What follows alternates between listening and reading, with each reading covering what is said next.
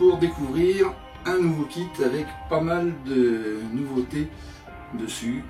C'est un produit de chez Cavannes et il vient d'arriver, on va le découvrir ensemble.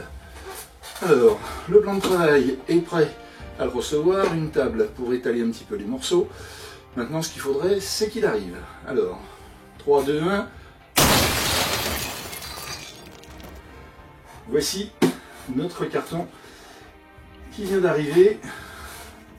Vous le découvrez, c'est un produit Cavannes.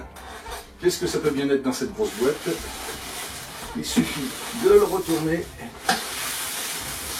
Voilà, c'est écrit dessus. C'est le Norden. Il était annoncé depuis plusieurs mois. On n'a eu que quelques petites vues de petits détails par Cavannes sur sa page Facebook, où on a pu voir en particulier la présence de volets Fowler à double fente, ce qui est vraiment une première sur des avions prêts à voler en mousse, et aussi la présence de becs de bord d'attaque. On a très peu vu en détail sur Facebook, donc ça va vraiment être la surprise de voir comment ça a été réalisé, parce que les becs de bord d'attaque, ça peut apporter beaucoup, on le connaît en grandeur nature, sur le Fizzler Storch, sur le Rallye, sur plein d'autres machines, mais en modèle réduit, si c'est mal réalisé, ça peut être une véritable catastrophe. Donc on va espérer que Cavannes a fait quelque chose de bien, pas comme une autre marque asiatique qui a fait des becs qui rendaient un avion extrêmement dangereux. Je pense que Cavannes a bien testé son modèle et que ça ne devrait pas être le cas ici, mais nous allons le découvrir et nous le verrons en vol ce que ça apporte. Allez, on va procéder maintenant à l'ouverture de ce gros carton. C'est parti. Magique, hein? On va pas passer non plus du temps à la caméra à détacher des adhésifs et à tirer une boîte d'un gros carton. Allez, voilà donc la boîte de notre Norden. Je vous l'approche un petit peu. Alors, vous pouvez le voir ici en bleu, mais il est proposé en deux couleurs. Le bleu qu'on voit là, et également une couleur type avion de brousse, bush, dans des tons plus d'automne, avec du brun, un bordeaux foncé, du noir. Et c'est ce décor que j'ai choisi pour changer un petit peu. Les avions bleus, en plus, dans le ciel, moi je trouve que ça se voit pas forcément extraordinairement bien. Donc là, je pense qu'avec les contrastes sur ce décor-là, il se verra très bien en vol. La boîte, elle est toute quadrille. On voit qu'on a ici les dimensions, 1,60 m d'envergure, 1,27 m de long, annoncé entre 2,350 kg et 2,4 kg. Voilà, on a la motorisation, un C3548-800, donc un KV pas très fort puisqu'il est prévu de voler en 4S, pas en 3S. Donc on descend un petit peu le KV et on va tourner avec du couple. Les principales informations sont données en diverses langues, dont le français. Voilà, on retrouve donc on regarde un petit peu toutes les faces tant qu'on y est. Voilà. Sur cette face-ci, eh bien, on retrouve le décor type bouche qui nous est présenté. Il n'y a plus qu'à ouvrir la boîte. On va essayer de faire encore un petit tour de magie pour ça. Attention, 1, 2, 3. Et voilà. La boîte elle est passée derrière et on a maintenant le conteneur en polystyrène qui renferme le type d'emballage qui vous est proposé pour ce kit.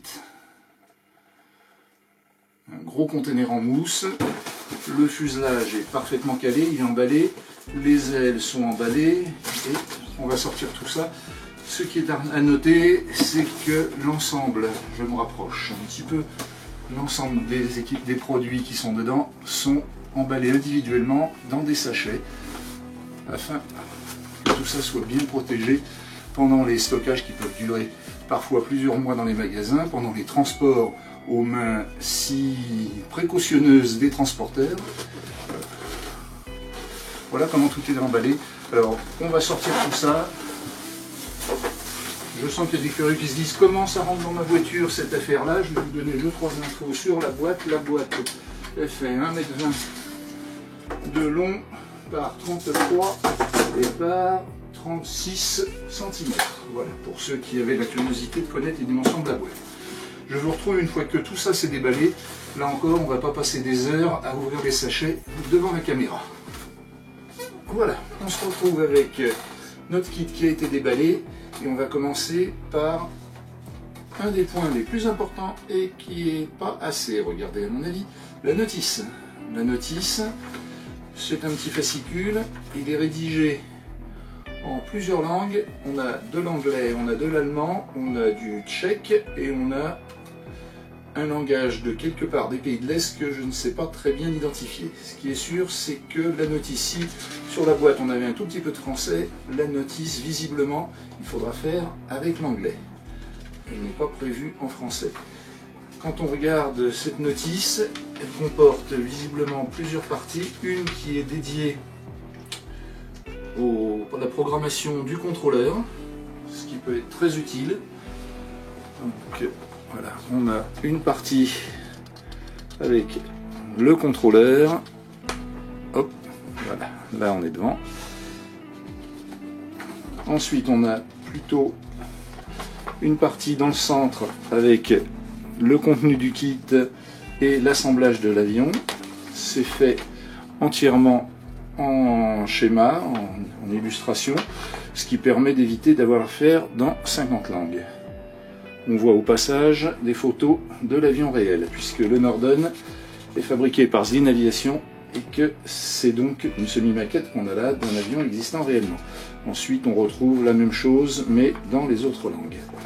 Voilà donc une notice qu'il va s'agir de suivre si on ne veut pas faire de grosses bêtises. Ensuite, un gros bout, le fuselage. Oh, je suis là, oui. Le fuselage, qu'est-ce qu'on peut voir? On a une grande ouverture sur le dessus avec une platine, je vais vous l'approcher tout à l'heure, une platine qui permet la connexion des cerveaux des ailes et les connexions au récepteur, tout étant pré-câblé. Il n'y a plus qu'à suivre, flap, aileron, rudder, ESC, elevator, tout est prévu pour brancher directement le récepteur sur cette platine. Donc le câblage devrait être assez simple. On voit qu'on a la verrière qui pour l'instant n'a pas l'air de tenir beaucoup, il y a juste deux petits aimants qui la tiennent, mais on voit qu'elle sera plaquée en partie par l'aile, et donc à ce moment-là je pense qu'on aura un verrouillage beaucoup plus franc. À l'avant, on a le compartiment batterie qui est plus que généreux, on a vraiment de la place dedans, et on a un contrôleur qui est un Cavan, on pouvait s'en douter, qui est un 50 ampères. Ce contrôleur, il a pour la nappe qui va vers le récepteur, il a 4 fils, donc le fil jaune, ce qui veut dire que c'est un de ces nouveaux contrôleurs qui permettent d'avoir la fonction reverse qui se justifie pleinement sur un avion de type bouche pleine qu'on va vouloir poser le plus court possible. Ce récepteur, il était censé a priori être plaqué contre le plan de fuselage, mais le double face n'a pas l'air de trop bien faire son effet, on va le remplacer par un double face plus costaud. On voit qu'on a la platine pour la queue. Il est prévu sur le site de mettre une batterie de 4S en 2600 mAh sur un avion de 1,60 m et de ce volume et de ce poids. Je crains que 2600 mAh ça fasse des vols très courts. Je prévoirais personnellement plutôt des packs sans doute 3000, 3006, 4000 et je testerai si le centrage passe encore peut-être jusqu'à 5000 milli, ça je le verrai dans les essais en vol. Dans les choses encore intéressantes sur ce fuselage, on a une fixation de train qui n'est pas courante du tout, puisqu'on a une platine en plastique moulée avec des pièces métalliques qui sont insérées dedans, ceci pour que les jambes soient articulées comme sur le réel. Ça, c'est là encore quelque chose d'assez nouveau. On a la sortie d'air à l'arrière, on voit qu'on a le cerveau ici, un cerveau de chaque côté, un qui sera pour la profondeur, un qui sera pour la direction, des trous pour fixer par vis l'ensemble des empennages, et à l'avant on a bien sûr notre moteur brushless qui est en place. Si on devait avoir à le démonter, il semble qu'il faudrait décoller le capot qui a été collé après le montage visiblement. Alors on va regarder ça d'un petit peu plus près, je vous approche l'engin de la caméra pour voir le moteur. Voilà. Vous pouvez voir le compartiment batterie, très logeable. On ne sera vraiment pas en panne pour mettre la taille de batterie qu'on veut et de la placer plus ou moins en avant ou en arrière pour assurer le centrage. On note le connecteur qui est un XT60. Comme je vous le disais, le contrôleur, on le regarde d'un petit peu plus près. Un 50 A Cavan pour des LiPo 3 ou 4S avec un bec 5 volts 5 ampères apparemment.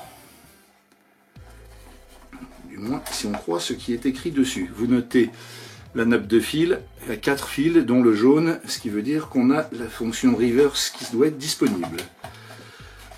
On arrive sur le toit, on voit ici une fente avec au fond des écrous pour la fixation de l'aile.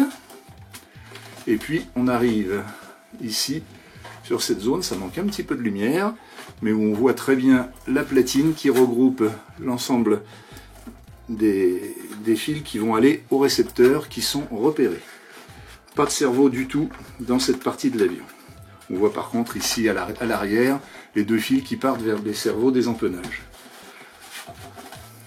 Tout à l'arrière, je vous le disais, de chaque côté, on trouve un cerveau, un pour la profondeur, un pour la direction. Je ne sais pas encore qui est qui. On note tout à l'arrière un palier pour la roulette de queue. Le trou dessous pour la vis de fixation du stab. Ou de la dérive, je ne sais pas encore, parce que je constate aussi que sur le dessus, on a 2 autres trous ici. Donc on va peut-être bien avoir le stab à visser, la dérive à amener par-dessus et une vis à placer dessous. Alors le truc intéressant, je vous disais, c'est au niveau de la platine de fixation du train. On voit que c'est une pièce qui respire la santé avec des pattes métalliques sur lesquelles sont articulées des barres sur lesquelles vont venir se fixer les jambes de train. Ça, c'est tout à fait nouveau. Je n'avais encore jamais vu ce mode de fixation, mais je pense que c'est assez réaliste dans la mesure où on va avoir des jambes qui vont pouvoir débattre réellement et non pas des jambes souples comme la plupart du temps des lames qui sont censées reproduire des suspensions mais qui sont juste un amortissement par la souplesse du métal. Voilà pour le fuselage. On va le mettre derrière. Puisqu'on parlait du train, je vais vous montrer tout de suite les papates qui vont venir se placer sur le fuselage. Vous voyez qu'on a ici les trous correspondant aux trous des vis qu'on a pu voir sur les supports sur le fuselage. Et puis alors une particularité de ces trous, c'est qu'elle n'a pas l'air très gonflée. Et c'est normal puisque ce sont des pneus gonflables, comme j'en ai déjà rencontré sur le petit PA18 FMS équipé de roues gonflables également. Et on voit sur cette face la valve qui va permettre de gonfler le pneu. Donc si vous achetez cet avion, pensez à vous munir d'une petite pompe pour gonfler les ballons, pour gonfler les vélos par exemple. Moi j'ai une mini pompe à vélo, ça va super bien pour ce genre de pneus, ça prend pas de place dans la caisse de terrain et ça permet d'ajuster la pression parce qu'en fonction de la température avec ce type de pneus, s'il fait froid, vos pneus vont être complètement dégonflés quand vous arriverez au terrain. S'il fait chaud, il risque d'être un petit peu en surpression, il faudra peut-être vidanger un petit peu d'air. Voilà, donc on a nos 2 jambes de train qui arrivent déjà avec les roues montées dessus et on voit les pattes qui vont permettre de fixer l'amortisseur. J'ai dit amortisseur, donc on va les voir tout de suite. Voilà. Ces pièces, c'est pas du tout ce qu'on trouve d'habitude là encore. C'est un système, bon, c'est pas un véritable amortisseur, c'est un ressort qui est intégré dans cet habillage métallique. C'est du tout métal, ça respire la santé. C'est assez raide, je pense, mais il faut ça, vu que le train, lui, il sera articulé libre, donc il faut effectivement prévoir quelque chose de suffisamment raide pour supporter l'avion. Et là encore, on a quelque chose qui est radicalement nouveau, qu'on n'avait pas encore trop vu sur d'autres modèles. pour terminer avec le train, donc on a bien sûr un certain nombre de vis qui sont fournies dans un sachet. Et on a le petit embout, voilà le petit sachet avec les vis pour fixer les jambes de train et l'embout à mettre sur sa pompe à vélo, pour gonfler le pneu. L'autre petite pièce, je ne sais pas encore très bien quelle est son utilité. Si je la découvre, je vous en ferai part. On termine avec le train, avec la roulette de queue qui, elle, ne demande pas 50 000 commentaires. Voilà, on a une roulette pré-montée, il y aura sans doute qu'à la mettre en place. On était dans le fuselage, on va donc avoir un mot concernant l'hélice. L'hélice qui est fournie est une tripale. Voilà, elle est peinte sur sa face avant, sur les extrémités en blanc, ce qui permettra de bien la voir. Sur l'arrière, pas de peinture, donc de l'arrière, on ne la verra pas. C'est un petit peu vrai sur les avions grandeur nature, où pour ne pas gêner la vue du pilote, la face arrière des pales est toujours noire, pendant que la face avant, elle, peut prendre différentes couleurs qui sont plus visibles. On a un cône qui est fourni, et la petite vis qui permettra de fixer ce cône. Voilà, on a fait le tour pour le fuselage. On va passer rapidement sur les empennages, qui n'appellent pas 50 000 commentaires. Voici la dérive avec la grande gouverne de direction. C'est très très souple, et comme la souplesse est assurée a priori uniquement par le rétrain de la mousse, ça me paraît presque un petit peu trop souple, et on va espérer que dans le temps ça ne se déchire pas. Si c'était le cas, on coupe avec un cutter et on remet des vraies charnières en un tissé collé à l'époxy dans la mousse, ou à la cyano spéciale mousse bien sûr, et dans ce cas-là on aura quelque chose de plus durable à mon avis, parce que là ça paraît quand même très très souple.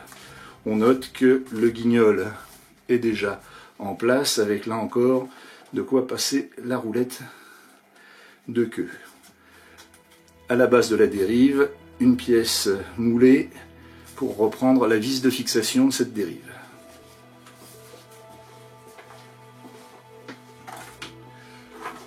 Le stab, il est grand, une belle surface. Lui par contre au niveau souplesse, ça m'inquiète beaucoup moins. On a quelque chose de suffisamment souple pour que les cerveaux ne forcent pas, mais qui semble plus costaud que la gouverne de direction. Deux inserts, un devant et derrière pour le passage des vis. Et l'allègement ici, en fait c'est le passage du noyau central de la dérive. Voilà, on note sous le stab un longeron en tube carbone. Là encore une pièce plastique qui sert également à maintenir de guignol de profondeur. On a des becs débordants aux extrémités. Là c'est pour faire maquette.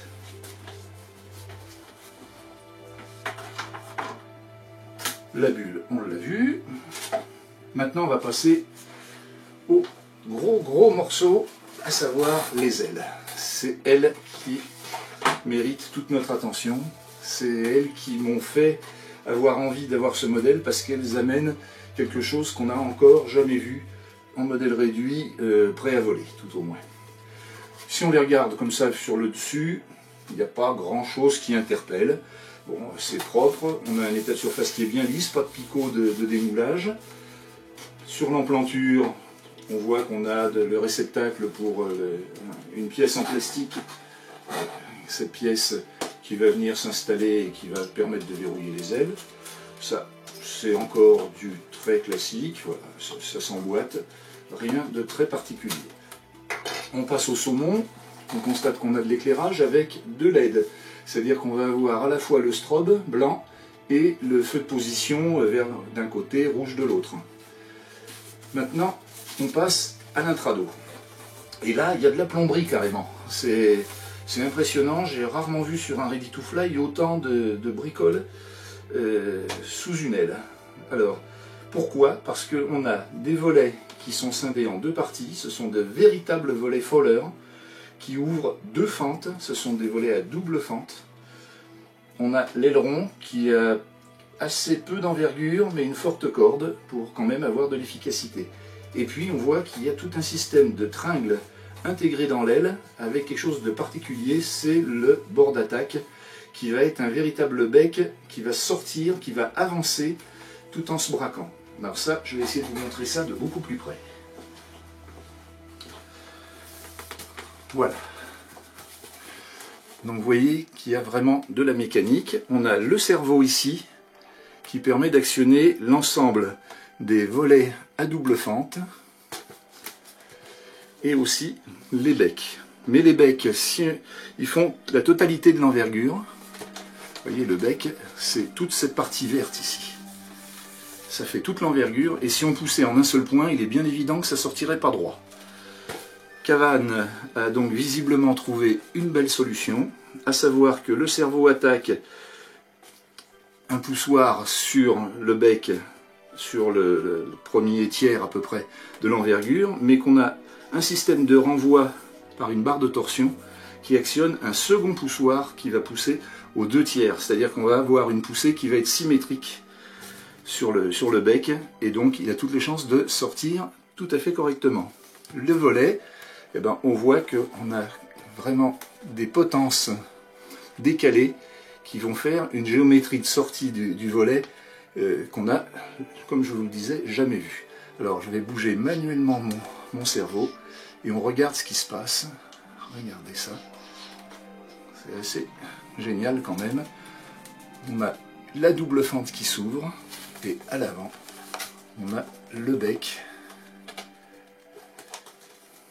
qui me paraît très très bien foutu, à savoir qu'il ouvre une fente qui est large à l'intrado et beaucoup plus étroite à l'extrado, ce qui va créer une accélération des filets d'air sur l'extrado et recoller les écoulements quand on va voler à grande incidence. C'est ce qui était mal fait sur un kit chinois dont je ne citerai pas la marque et qui avait fait un système qui basculait simplement au lieu d'avancer en descendant légèrement et qui pouvait, quand il était sorti, de rendre l'avion extrêmement dangereux. Là, je pense qu'on devrait avoir quelque chose qui va me rappeler ce que j'ai connu en grandeur sur les rallyes par exemple. La seule différence, c'est que sur le rallye, la sortie était automatique. C'était l'aérodynamisme qui faisait que, passé une certaine incidence, les becs sortaient et que si on redescendait sous l'incidence critique, les becs rentraient par eux-mêmes. Ici, ils sont simplement couplés avec la commande des volets. Donc ça, c'est vraiment le point principal, la nouveauté sur cet avion, ce qui fait que j'ai choisi d'en acheter un. Parce que je suis très curieux et que je veux voir si ces volets à double fente couplés au bec de bord d'attaque, si ça apporte vraiment quelque chose au niveau du vol à basse vitesse, ou si c'est purement visuel et que finalement ça vole à la même vitesse qu'un autre avion. Ça, on le saura quand on le laissera. L'aileron, lui, il est classique, articulé au milieu par la souplesse de la matière, rien de spécial à dire. À l'emplanture, on voit que déjà sous l'aile, tout a été masqué, toutes les fentes où passent les commandes et où passent les fils, tout est masqué. À l'emplanture, on trouve un petit câble avec un connecteur. C'est ce connecteur, il faudra enlever le scotch, qui va venir se brancher dans le fuselage sur la petite platine que je vous ai montré tout à l'heure. Voilà, donc là, vraiment, on a encore un petit détail, ce sont les fixations, les 4 points de fixation pour les mâts. Les mâts qui vont venir sur ces points-là et les petits mâts intermédiaires verticaux qui viendront s'accrocher sur ces points sous l'aile. On voit, on a les passages de fil vers les LED pour l'éclairage. La deuxième aile, c'est la même, si ce n'est qu'elle est symétrique. Voilà, on retrouve donc, comme je vous le disais, cet aspect très très lisse. Voilà, le bec rentré, les volets ici en position rentrée, et regardez bien le mouvement de sortie du bec et les mouvements des volets. J'ai hâte de voir ça en l'air. Il nous reste la clé d'aile, rien d'exceptionnel. Il nous reste la clé d'aile et il nous reste les mâts qui vont être affixés avec des clips. Et il nous reste les contrefiches et les petits sachets de visserie de l'avion, ainsi que les 2 commandes pour la profondeur et la direction. Voilà, les petites contrefiches pour les mâts d'aile. Hop. Les commandes profondeur et direction, et les sachets de visserie. Voilà pour le tour du contenu de ce kit. Il ne reste plus qu'à passer à l'assemblage. Et donc sur ces quelques vues du modèle terminées et qui volent désormais, je vous donne rendez-vous pour la deuxième partie de cette série de vidéos consacrée au Norden, à savoir l'assemblage du kit. À bientôt!